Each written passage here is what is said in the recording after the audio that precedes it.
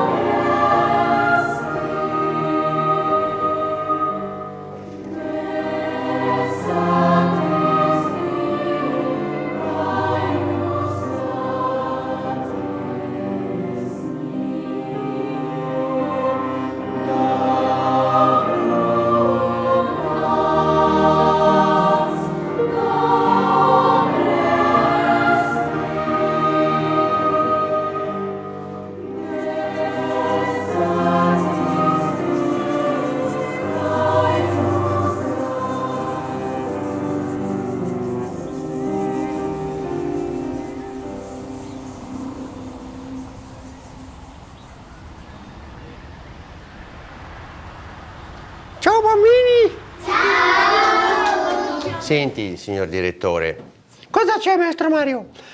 Oggi è una giornata un po' speciale. Una volta all'anno c'è Natale! Sì, una volta all'anno c'è Natale e c'è il nostro compleanno! Sì, c'è anche il compleanno! Ma cosa stavi dicendo, maestro Mario? Stavo dicendo, mi lasci parlare? Sì, certo, ti lascio ballare! No, non ballare, parlare! Ascolta, oggi è una giornata speciale perché una sola volta all'anno facciamo questa giornata. Che bello! Sì, i bambini imparano tutte le canzoni, sono 2 cori insieme. È di prima elementare e poi c'è il coro 1. E impariamo delle canzoni, poi facciamo dei lavoretti, poi mangiamo, poi ci sono delle sorprese. Che bello, vengo anch'io! Sì! Bene!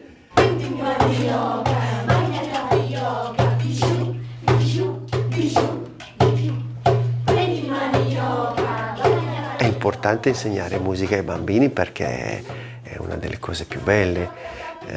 Mettiamo in circolo tutta la nostra persona e quando dico tutta la persona, le emozioni e tutta la nostra sfera anche spirituale, quindi è una sorgente di vitamine spirituali il poter fare musica. Bravi, nessuno lo sa che i bambini che ho davanti cantano canzoni in africano, in portoghese e sarà una sorpresa del concerto. Ya Bobora pronti via. Ya Bobora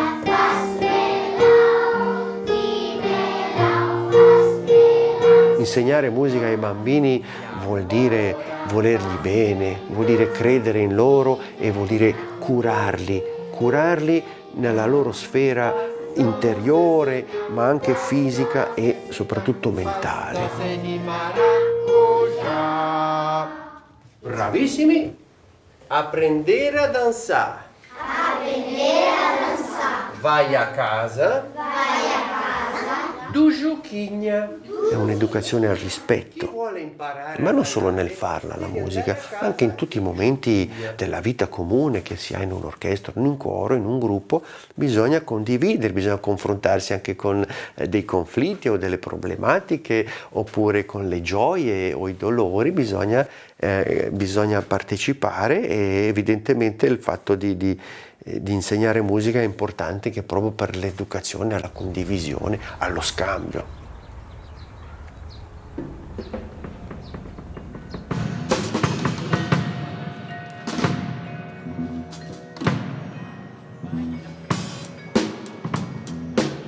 Il concerto di dicembre è una bella occasione per conoscere la scuola di canto, perché è l'unico momento in cui si riuniscono nel canto tutti i coristi. Ci sono bambini che hanno iniziato a settembre, ci sono altri che cantano nel Calicantus da 12 anni e quindi è proprio pensata come una festa della grande famiglia Calicantus, una festa in musica. È l'unico concerto dell'anno dove abbiamo la fortuna di essere affiancati da diversi musicisti. È importante per due aspetti. Uno, chiaramente musicalmente arricchisce il canto con delle sonorità diverse. E un altro aspetto importante è quello più educativo. Spesso vedendo i musicisti in azione, i bambini capiscono quanto è importante lo studio di uno strumento e quindi scatta la famosa scintilla che poi li avvicina al mondo della musica in un modo diverso.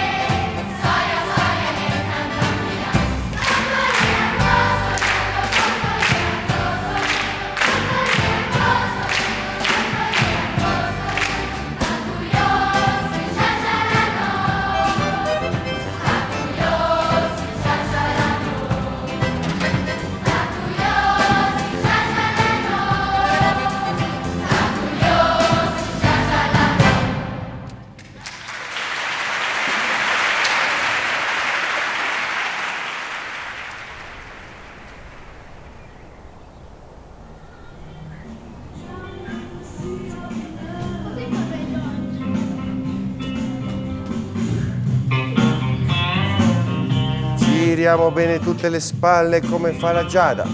Su, su, su, su, su. Il cerchio in alto delle braccia. Bene Magda, così.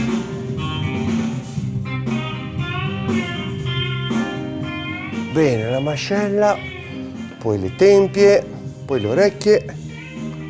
Intanto facciamo le facciacce. Ogni cantante fa questo esercizio se vuole cantare bene. Le più brutte voglio vedere, le facce più brutte, così. Anzi, sai cosa? Gli mettiamo questa, poi gli mettiamo anche questa. Basta così. Guardate Yasmin che respira normalmente, solo espira dalla bocca, ok? Inspira e soffia fuori. Stai senza aria, stai senza aria. Stai senza aria, sto schiacciando, lei non sta respirando. Inspira. Avete visto? Si muove la pancia, giusto? Si alza, si abbassa. Sdraiati, tutte le persone respirano giusto. Quando tutti noi nasciamo, siamo dei bebè, respiriamo tutti così giusto. Poi crescendo respiriamo sbagliato, cioè gonfiamo tutto sopra. Greta, fai una bella ispirazione. Avete visto? Perfetto, sbagliato, ma fa niente, questo è normale. E giù. Anche la Yasmin, seduta, avrà più difficoltà. Tutti voi. Poi il terzo gradino sarà in piedi.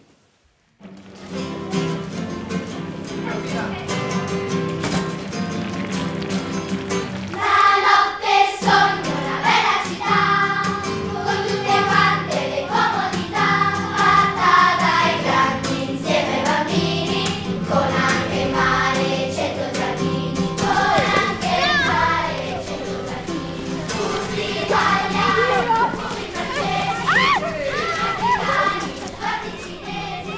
ricordo una bambina alcuni anni fa, alla prima lezione, aveva 6 anni, è arrivata con questi occhi grandi e mi dice: io ho sempre voluto cantare in un coro. E mi ha colpito perché per tanti bambini non è ancora chiaro che cosa sia un coro a 6-7 anni. Dunque ci sono bambini che hanno un'esigenza di esprimersi, un'esigenza, un istinto, no? E per altri magari qualche cosa invece che dorme e venendo a coro risvegliano questa attitudine, no? E poi magari diventa un percorso importante e svolgono il coro fino a 18-19 anni. Bravi!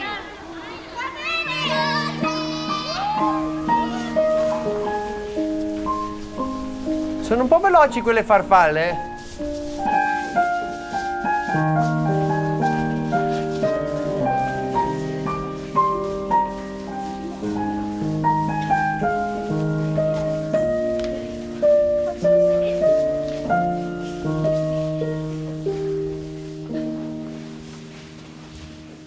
Quando ero piccola a casa cantavo sempre e a 4 anni, quando andavo all'asilo, mia mamma ha visto un volantino del coro e ha pensato che magari potesse piacermi. Così ho provato una lezione e mi è subito piaciuto perché potevo anche cantare con gli altri. Ero alla fine della quinta elementare e passavo al coro principale, no? E col coro principale si ha una lezione in più la settimana. Al venerdì avevo anche allenamento di ginnastica, no? Allora inizialmente abbiamo cercato anche con mia mamma che mi ha aiutato, di trovare una soluzione, magari potevo rubare un'ora di ginnastica o mezz'oretta di coro, così che magari riuscivo a fare un po' tutte e due. Però alla fine la mia allenatrice ha detto a mia mamma deve scegliere o coro o ginnastica. Inizialmente sono andata un po' in crisi perché sono le mie 2 passioni che ho da sempre, no? E dopo averci pensato molto intensamente ho deciso di smettere ginnastica e continuare coro, no? Dopo in un secondo tempo sono riuscita a trovare la gymnastique, che è la stessa cosa della ginnastica però a un livello competitivo e impegnativo un po' più leggero, che mi ha un po' salvata, però io inizialmente pensavo di smettere del tutto e questo è stato un po' tragico.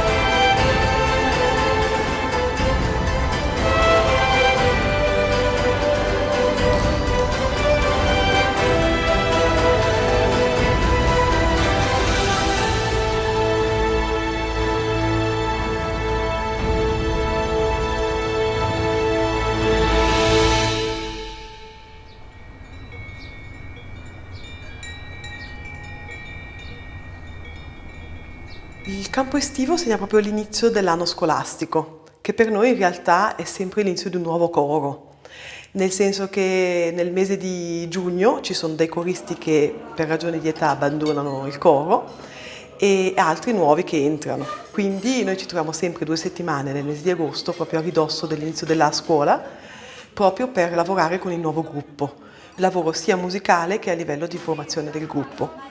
Ricordate quella cosa dell'elastico? Ave, ave, quest'idea. Proviamo? 1, 2, 3.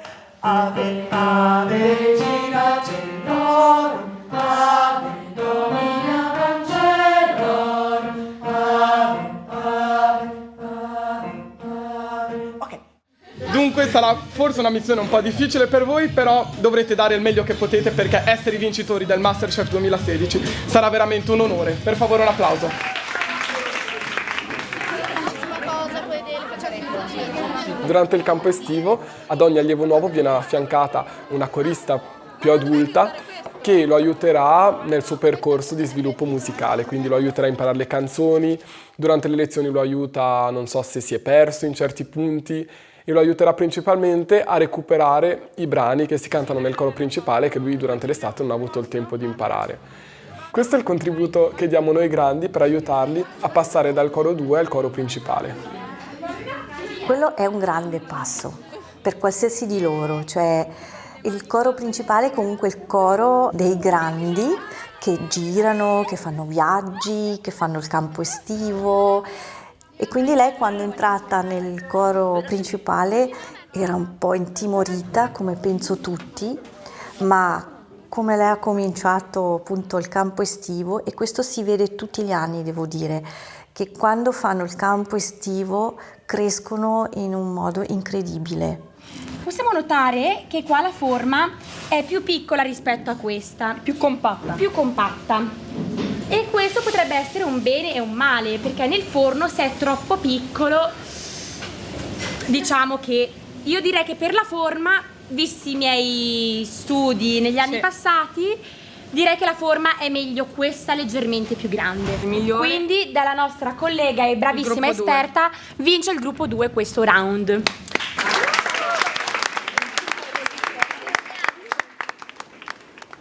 Stiamo mettendo dunque per la prima volta insieme questo brano a 6 voci che parla dell'universo, delle stelle. Immaginatevi di volare da qualche astronave nell'universo.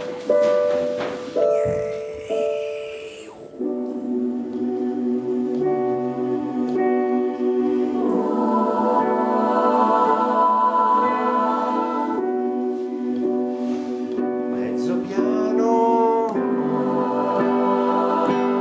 e crescendo.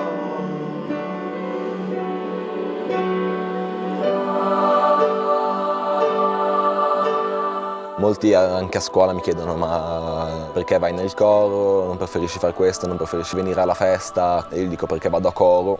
E loro dicono: ma cosa è di così speciale questo coro? E io gli sorrido e dico: non potete capirlo, perché non l'avete passato, non avete vissuto questa cosa.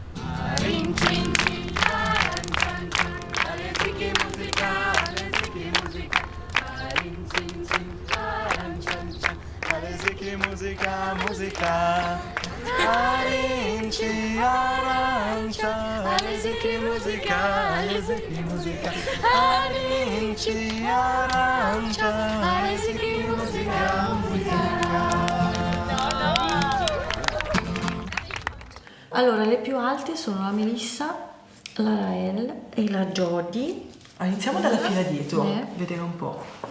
I ragazzi sono tenuti ad avere la gonna o i pantaloni scuri e poi una camicia bianca. Loro arrivano al campo estivo così, mentre che il coro ha i vestiti popolari e i foulard.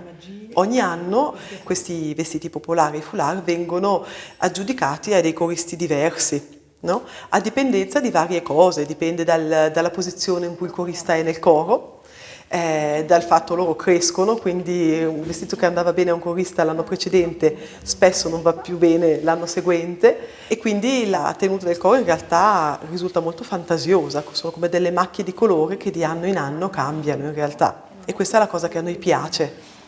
Te lo senti su bene tu? Ti senti stretta? No. Ecco, giusto che quando canti devi sentirti comoda, Ok, girati un po', vedere dietro anche. Ok. Sorridi. Le tenute sono veramente molto molto ambite, quindi già quando arrivi cominciano magari a dire: ricorda, ma sai, io stavo bene con quella tenuta, magari me la tieni ancora, mi ricordati che... E tu magari provi la tenuta a qualcuno, magari le vedi che sono dentro un po' strettine, no? Però no, sto bene, no? Quasi scoppiano queste tenute, però no, sto bene, me lo sento bene, e ti fanno tenerezza, perché ti rendi conto che la vorrebbero mettere, no? Per avere un'idea del colore, cioè delle macchie di colore, dobbiamo proprio provarlo, magari senza fare il naso, ma almeno mettetelo triangolare, d'accordo? Perfetto. Per loro è motivo di orgoglio avere un vestito, e per alcuni è un'estrema delusione dover donare almeno per un anno un vestito a cui erano affezionati a un altro corista. Razionalmente lo capiscono, però con il cuore li vediamo veramente dispiaciuti. Fa parte anche della fascia di età, no? Per loro l'abito è una cosa importante, e quindi lo è anche all'interno del coro.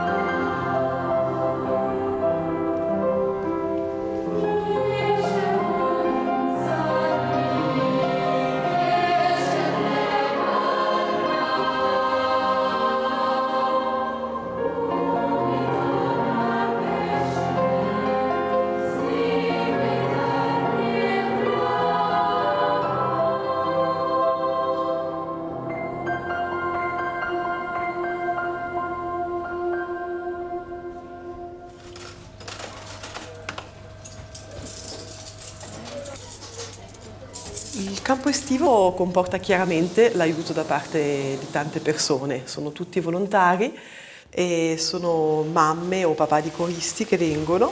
In genere sono mamme di coristi che sono già da parecchi anni nel coro, insomma. È molto bello perché anche dei genitori che non hanno più i figli nel coro comunque credono molto in quello che facciamo, in quello che si fa qui e quindi entrano con un altro tipo di atteggiamento, appunto di fiducia, di piacere di fare qualcosa per noi, per i ragazzi e diventa spesso veramente un bello scambio, arricchente per entrambe le parti. Per me è una seconda famiglia. Tutti i ragazzi sono un po' i tuoi figli. Tu dimentichi di avere solo la tua figlia lì dentro. Per te sono tutti uguali e li vuoi anche così bene. È veramente una seconda famiglia. Amicizia tra tutti, adulti, ragazzi che si fidano di te e ricevi la loro fiducia anche.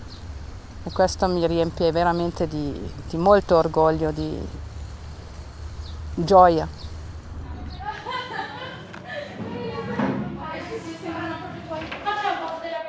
La tradizione è che una serata la organizzano i soprani e una serata la organizzano i contralti. Poi il tema possiamo sceglierlo liberamente noi.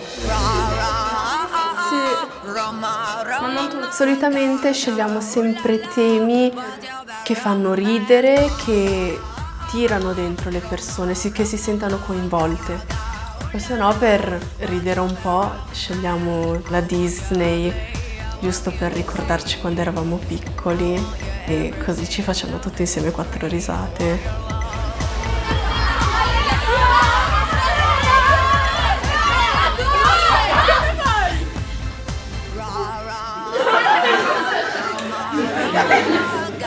Risolviamola in modo pacifico. E anche il tuo vicino sembrano vorresti sulla terra, non sai che gran bagno fai. Sopporti la classico non vedresti il nostro mare. E pieno di te, che torno vuoi di più. In fondo al mare, in fondo al mare, tutto bagnato e non potevo venire a me.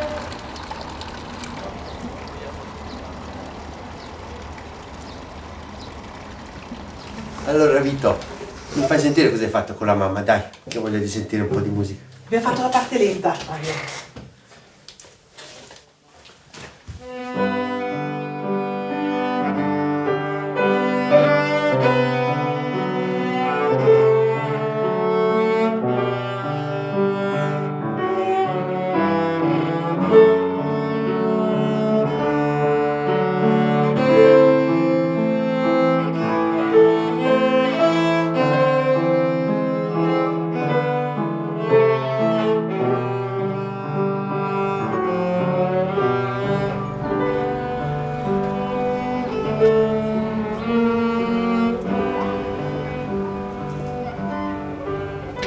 Nel 1990, parallelamente agli studi in conservatorio, ho iniziato a insegnare nelle scuole elementari educazione musicale.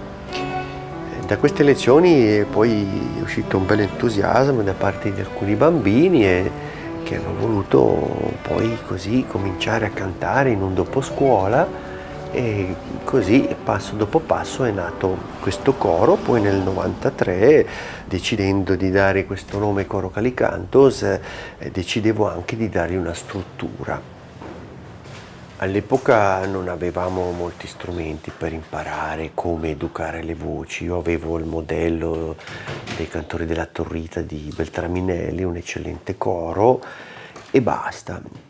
E uno dei primi strumenti che ho avuto tra le mani era un magnifico libro che presentava il lavoro delle Scolanie di Montserrat in Spagna, che è praticamente una scuola a tempo pieno per ragazzi maschi, rigorosamente maschi, che vivono in internato tutto l'anno, studiano tutti 2 strumenti, poi cantano in coro tutti i giorni, E questo libro mi ha dato modo di conoscere delle particolarità molto dettagliate di questa scuola, dal loro tipo di selezione, non solo vocale ma anche l'estrazione culturale della famiglia, e poi quello che sono i vocalizzi, i vari tipi di respirazione, i difetti della voce e quant'altro. Quindi ho imparato tanto attraverso questo libro e poi mano a mano, insomma, poi ho anche potuto studiare con altri maestri durante il decennio dell'ultimo secolo, insomma.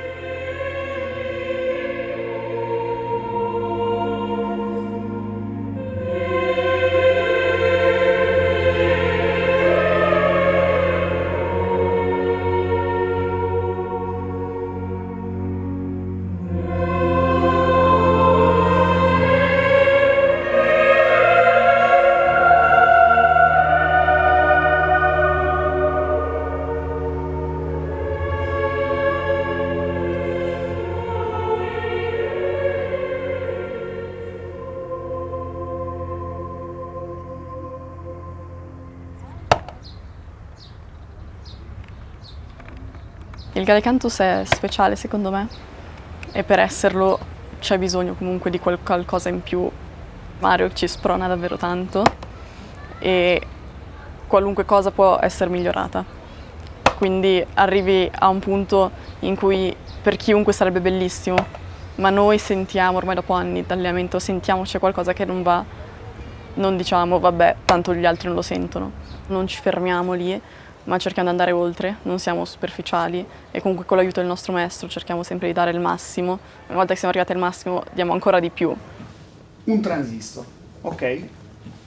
Il diodo LED quando si accende emette la luce. Alle medie ero una di quelle che doveva andare al liceo, di principio, perché ormai quando sei sopra una certa media sei praticamente proprio uno di quelli che non pensi neanche cosa fare. Però ho fatto una giornata informativa così per curiosità in questa ditta e ho preso l'elettronica. E pian pianino questo qui, il transistor, cosa fa? Chiude. A me è sempre piaciuto fare lavori concreti, manuali. Infatti ho sempre aiutato anche mio padre a spaccare legna, mettere a posto motorini, però mi è anche sempre piaciuta la matematica, la scienza. E con questo lavoro ricollego queste due materie, si possono chiamare così, perché c'è molto di matematica, calcoli di qua e di là, però posso anche mettere in atto ciò che imparo, costruisco e vedo che funziona.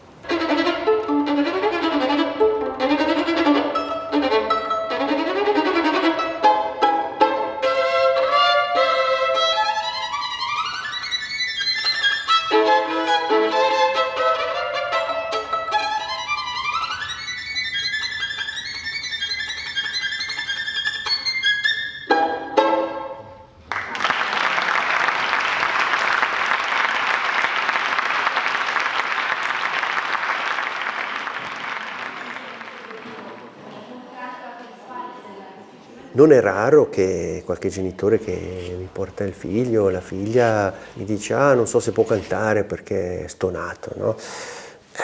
Gli dico aiuto, qui c'è già un grande danno perché si mette già in testa al bambino qualche cosa, un limite, no? Quando invece chi si dice che è stonato è semplicemente qualcuno che non è stato educato. Ci sono molte forme di non accordatura dell'orecchio, quello che si dice appunto stonato. Ci sono molte forme, ci sono alcune lievi, ci sono altre più gravi, ci sono alcuni che semplicemente non hanno l'impeto di far emergere il fiato e quindi mettere in tensione le corde, ma tutti possono cantare. L'importante è che si trasmetta fiducia e accettazione. Per me è sempre una grandissima soddisfazione quando un bambino intona la voce, l'orecchio si affina e vedi grandi sorrisi, è straordinario, c'è una conquista. Intonarsi da una forte stima di se stessi. Ecco, vediamo di sorridere adesso, ok.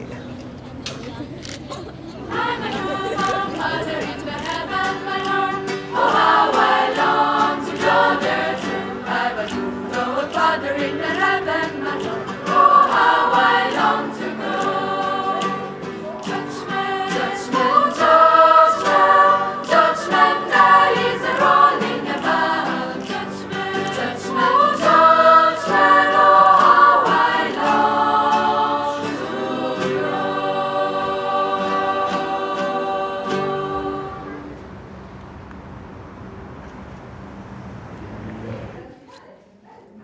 Spesso mi capita a scuola, quando cambio classe, gente nuova, dico canto nel coro e la domanda è: ma tu canti basso nel coro dunque, no? Dico no, canto alto, canto in falsetto. E a quel punto saltano fuori cose come, mi chiedono, ma tipo l'opera? Io dico sì, più o meno. Ok, ma mettine su abbastanza, eh? La carta ce l'hai? La carta ce l'ho, è già ritagliata, sì. Ogni maschio, soprattutto nella fascia d'età del coro, ha il suo cambiamento di voce, che è un punto principale e non trascurabile. Dunque abbiamo delle difficoltà nel cantare alcune parti. Ci sono alcune note che ogni maschio non riesce bene a cantare, ognuno ha un po' le sue, ed è difficile passare dalla voce di petto a quella di testa fluidamente, dunque tenendo stesso volume, stesso tono, senza perdere il controllo della propria voce. Questo richiede allenamento a casa e pazienza, perché col tempo chiaramente la voce cambia e dopo un po' si risistema, abbiamo voce da adulti e a quel punto è anche più facile fare questo passaggio. Prova, vai adagio. Sì. Spesso un uomo che canta in falsetto, un uomo con una voce acuta, viene messo nei film come comico, come qualcosa di divertente perché esce dall'immagine, magari ci si vede un omaccione grosso con la barbona e poi lo si sente cantare in falsetto, si sente che parla acuto ed è una cosa che naturalmente suscita un divertimento in noi. Spesso gli uomini non sanno di poter cantare in falsetto ed è in un qualche modo un vantaggio che possono avere nel canto gli uomini sulle donne, perché abbiamo un'apertura vocale maggiore, possiamo cantare più scale.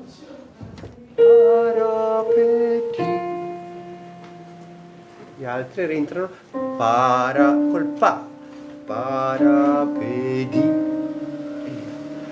parapedi.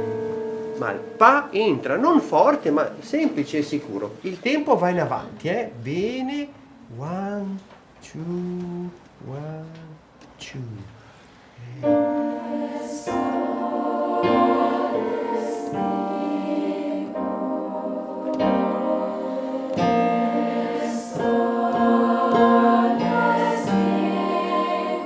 Canto da quando ero piccola e non ho mai riflettuto che significato potesse avere per me, però credo che senza il canto non ce la farei a sopravvivere, è proprio una cosa di cui ho bisogno. Non è uno sfogo o una qualcosa di cui ho bisogno ogni tanto, è proprio una cosa di cui ho bisogno ogni giorno, ogni settimana e ho bisogno proprio farlo nel coro.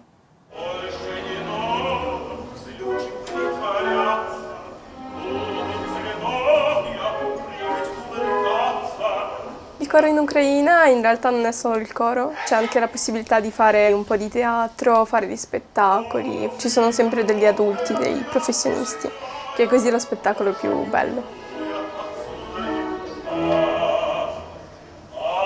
Eccomi qui, siamo dei papaveri magici che fanno addormentare tutte le persone e tutti gli animali che li annusano o che li ascoltano.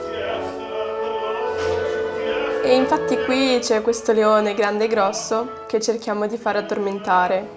Lui canta dicendo «Oh sì, tutto così tranquillo, così bello, con i fiori, con le farfalle», intanto noi lo facciamo addormentare.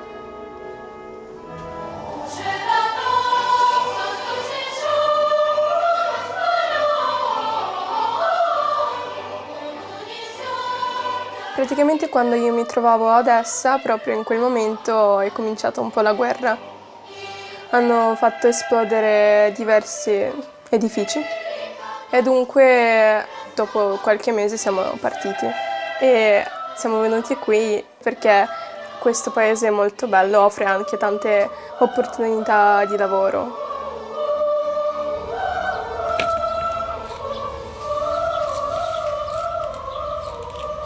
In Ucraina dovevamo chiamare la nostra maestra per nome e cognome, invece qui comunque puoi dire ciao, come stai Mario, quindi possiamo dare del tu al nostro maestro e comunque non vuol dire che c'è meno rispetto, è quello che pensi tu della persona, è come la persona si mette davanti a te. Poi questo coro lo trovo più creativo perché Andiamo a Sonogno, a campo estivo e sono questi momenti in cui possiamo stare più insieme, unirci, perché tutti quanti sappiamo che dobbiamo fare bene, ossia fare quei concerti e far nascere delle emozioni a diverse persone, cioè farle capire quanto siamo bravi. Qui il pubblico non sa cosa aspettarsi, se canteremo una canzone sacra oppure una canzone moderna oppure magari una che arriva da Israele. Invece noi in Ucraina facevamo sempre 3 blocchi, sacro, ucraino e moderno. E eravamo tutti vestiti uguali. Invece qui abbiamo le tenute diverse, il fatto che siamo larghi e ci muoviamo è più bello per il pubblico.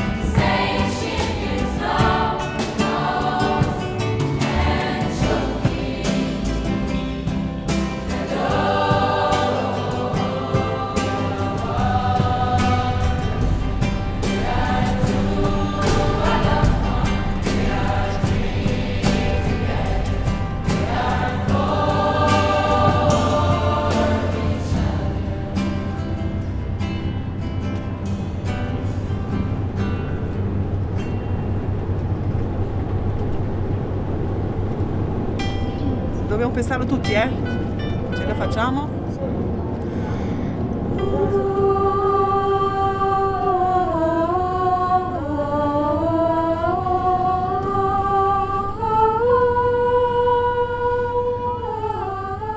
I concerti e i tour fanno crescere, i ragazzi imparano a muoversi, a essere presenti con disponibilità.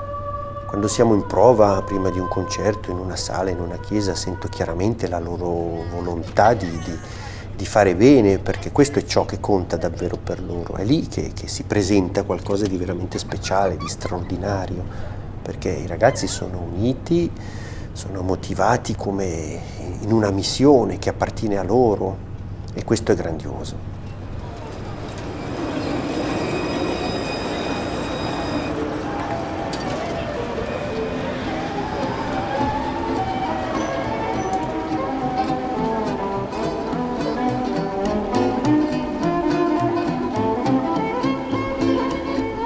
La realizzazione musicale poi non è nella bravura, nella tecnica. Certo l'approfondimento, lo studio è obbligatorio, ma io trovo che il discorso sia nel servire la musica, farsi guidare dalla musica, dalle composizioni, provare a renderle al meglio per ciò che sono. Se poi si riesce a far emozionare, se si riesce a creare un momento di ascolto magico, ecco che quella presenza che tu dai, tutto il lavoro che svolgi, alla fine è presenza collettiva, condivisa, totale.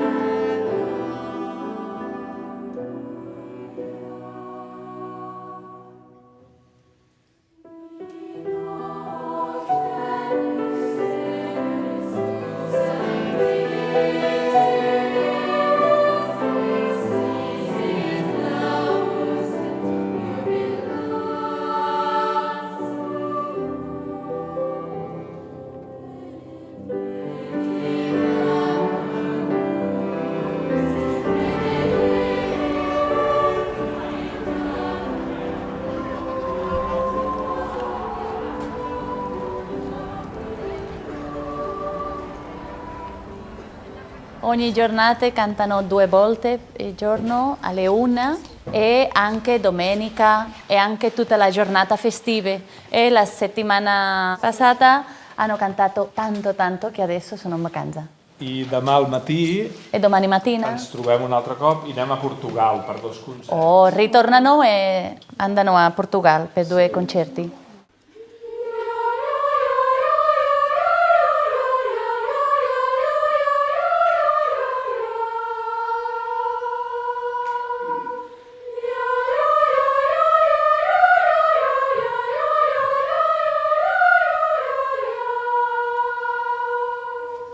I espero que la visita us hagi agradat.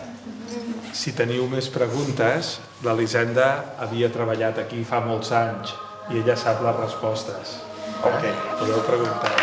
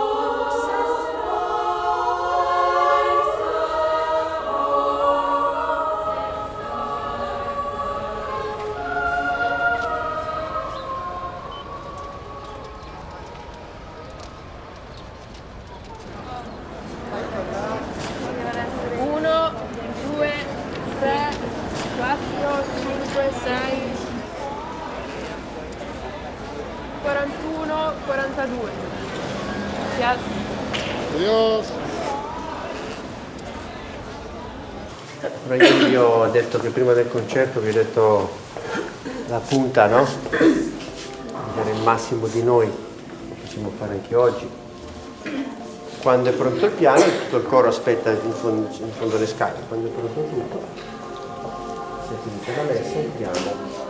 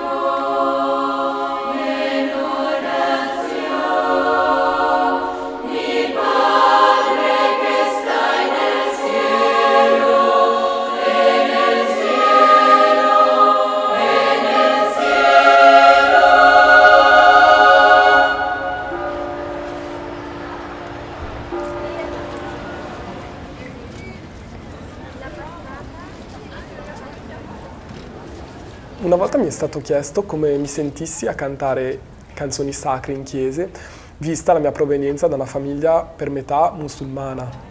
Mio padre non ci ha trasmesso nessun fondamento religioso, solamente la buona educazione e le buone maniere. Proprio per questo motivo io e i miei fratelli ci sentiamo liberi di scegliere, se necessario, un giorno la religione che vorremo. Questa è una scelta che spetta unicamente a noi e non saremo influenzati in nessun modo dalla nostra origine religiosa.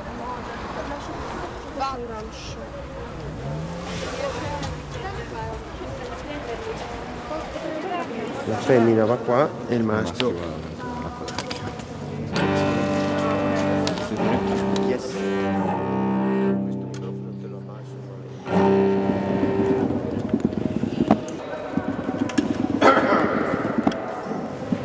A me Stars personalmente piace molto. È una canzone complessa e difficile, però è una sfida. Noi siamo un gruppo a cui piacciono le sfide e perciò Stars, secondo me, è una canzone giusta per noi, perché se ci mettiamo d'impegno riusciamo poi a raggiungere l'obiettivo, a farla tutta intonata dall'inizio alla fine, nonostante non abbiamo un accompagnamento fisso, solo bicchieri che non suonano benissimo, cioè non sono abbastanza risonanti, quindi con le nostre voci sopra non si sentono bene. Però alla fine, allenandosi, mettendosi d'impegno, si arriva a far tutto.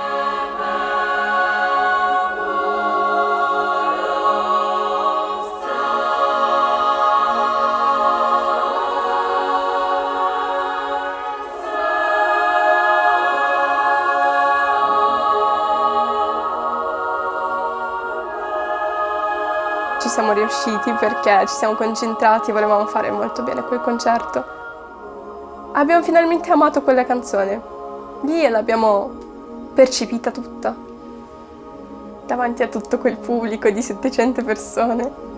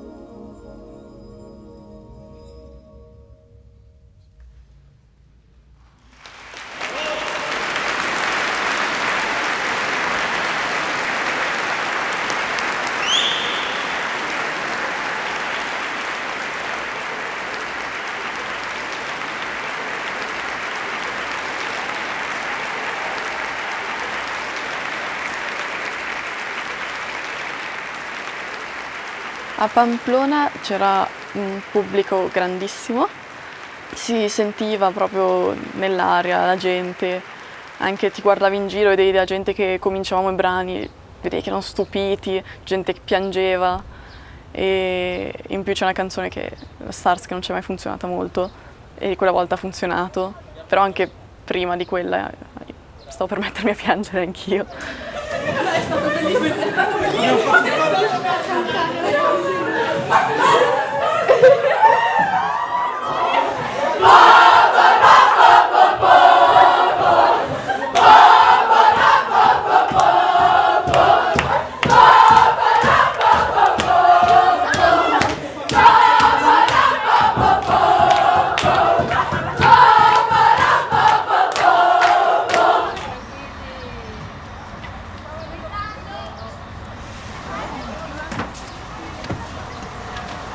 Va, forse va ancora su lì, se no metti nel pozzo dei cavalletti, guarda su lì.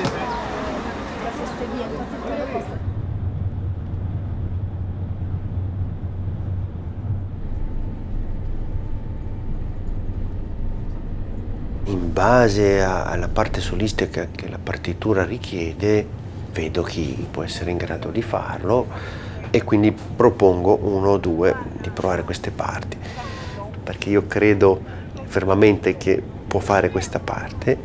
Ricordo anche delle ragazze o dei ragazzi, magari anche timidi, che prima volta dicevo sei un gigante, vai, e poi la fanno, e poi una volta, e due, e tre, e poi davvero diventano dei giganti, davvero poi da soli possono riempire una platea con la propria voce.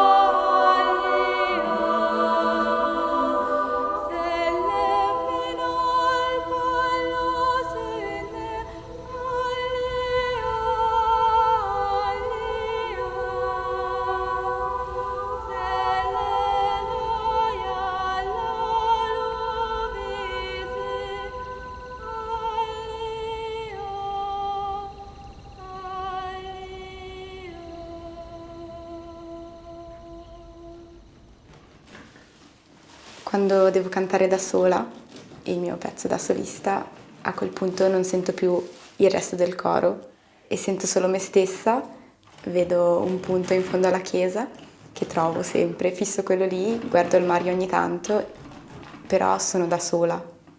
Mi ripeto che non devo agitarmi, che va tutto bene, che lo so fare e non penso a niente altro, penso alle parole, il pubblico non lo vedo. E soprattutto non sono più io che canto per me stessa perché mi piace, ma solo per gli altri. Mi estraneo un pochettino dal tutto, non me la godo più del tutto. Inizia a versare su di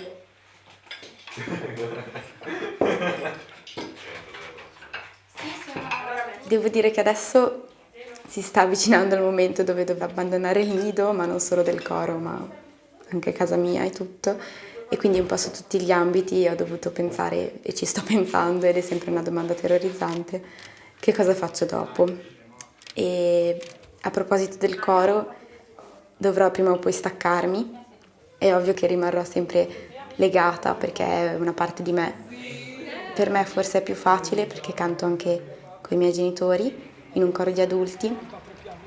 Magari quando andrò via per l'università sarà un po' difficile restare legato sia al coro Calicantus che a quello alla Voce del Locarno dei miei genitori, perché sono qui in Ticino, ma sono sicura che ci siano altri cori da altre parti e a dipendenza di dove sarò so che questa è la mia passione, quello che mi piace fare e sono contenta di averla trovata e non voglio lasciarla perdere. È una cosa che fa star bene me e ovunque io la faccia, purché sia fatta bene. Sono convinta di poterla continuare dovunque. Nella letteratura induista e in quella buddista c'è una bella immagine. Si dice che nel cielo di Indra, una divinità indù, c'è una rete di perle disposta in modo tale che osservando una perla vi si vedono riflesse in essa tutte le altre. In fisica oggi sappiamo che ogni essere vivente, ogni cosa è interconnessa, non è solo se stessa, ma contiene in sé ogni altro essere, ogni altro oggetto. Credo che la musica sia un nutrimento di cui l'essere umano ha bisogno.